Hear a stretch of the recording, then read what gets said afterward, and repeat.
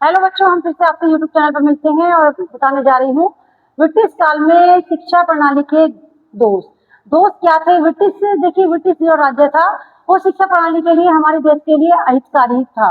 यानी कि ब्रिटिश संस्था जो थी वो हमारे देश को किसी भी रूप में हित नहीं चाहती थी, वो उसका अहित ही करना चाहती थी। और इससे बड़ा उपाय देश के लिए कुछ नहीं बताया, बल्कि एनी बेसेंट ने तो अपने शब्दों में स्पष्ट रूप से कहा भी है कि भारतीय शिक्षा के अंग्रेजीकरण को करते हुए लिखा है कि भारत के राष्ट्रीय जीवन एवं राष्ट्रीय चरित्र का निर्बल बनाने के लिए भारतीय शिक्षा पर विदेशी प्रभुत्व से अधिक उत्तम और कोई नहीं हो सकता। यानी कि हमारे देश को निर्बल और परेशानियों का सामना कराने में इसका इतना बड़ा हाथ है कि इससे बड़ा कोई और कार्य हो ही नहीं सकता।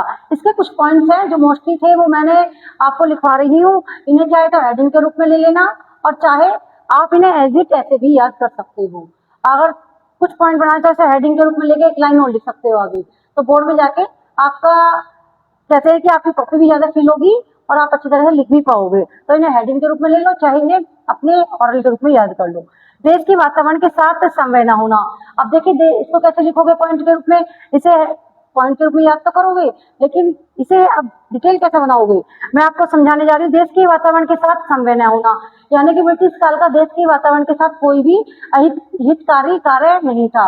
वो देश के वातावरण के विषय में कोई जानकारी नहीं रखता था, क्या देश का वातावरण का हित हो या अच्छा रहे बुरा रहे, वो उसके विषय में कोई फायदा नहीं देखा करता था। दूसरा पॉइंट है देश की आवश्यकताओं की अवहेलना करना। देश में हर नागरिकों को सरकार की कुछ ना कुछ रूप में आवश्यकता पड़ती ही रहती है, तो वो उसकी अवहेलना करता रहता था। किसी व्यक्ति को कोई भी परेशानी होती वो उसका सामना नहीं करते थे। धार्मिक भावना की उपेक्षा करना।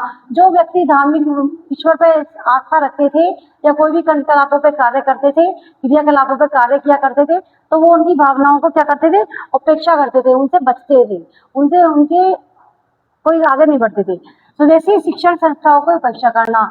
स्वदेशी रूप में शिक्षा संस्थाओं का निर्माण भी नहीं करते थे और उनकी बल्कि उनसे बचा करते थे। देशी माध्यम से चलने वाले शिक्षण संस्थाओं को हीन भाव से देखना। यानी कि हमारे देश में जो संस्थाएं नई नई प्रकार की खुला करती थी, उनको हीन भावनाओं से, नफरत से देखा करते थे और उनकी उपेक्षा उनसे बचा करते थे। अब शिक्षा प्रणाली के साम्राज्यवाद नीति का अनुसरण करना। शिक्षा प्रणाली से जो थे साम्राज्यवादी नीति का अनुसरण तो किया करते थे, लेकिन ढंग से नहीं किया करते थे। अब ये तो थे पॉइंट जो मैं आपको समझा चुकी हूँ। अब दो क्वेश्चन है जो इसके पूरे लेसन से निचोड़कर मैंने बनाए हैं, इनको आपको केवल ऑरल के रूप में देखना होगा।